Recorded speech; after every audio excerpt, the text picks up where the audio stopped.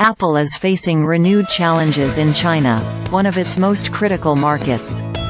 The iPhone giant's sales in the Greater China region in the December quarter fell nearly 13% to $20.8 billion.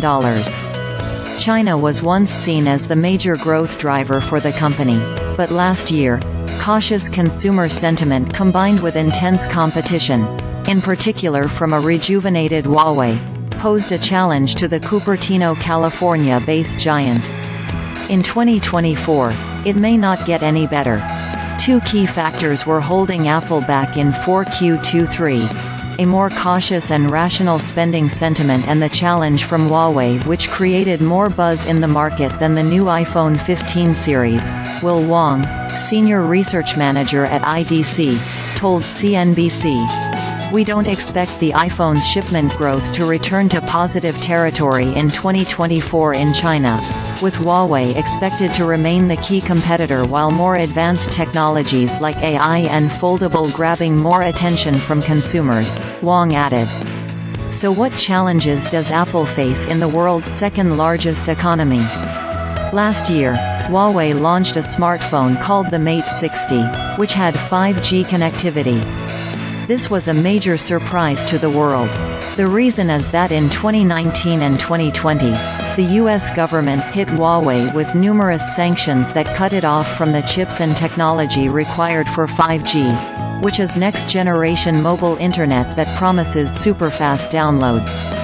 The sanctions, which also restricted Huawei's access to Google software, effectively crippled the Chinese technology giant's handset business.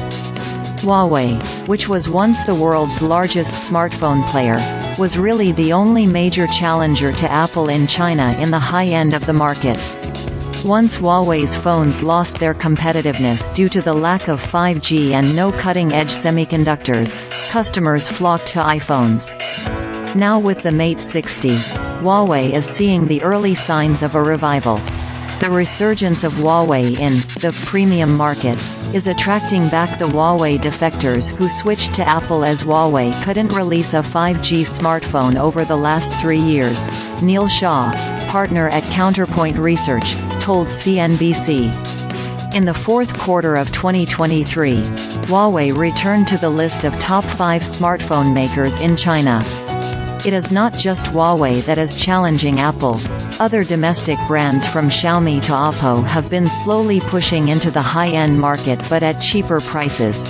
These high-end devices are not only competitively priced, starting predominantly at 3,999 RMB, $563, but also boast features akin to those found in premium smartphones, Shah said. This increased competition exerts pressure on both Apple's older models and the base models of its new series.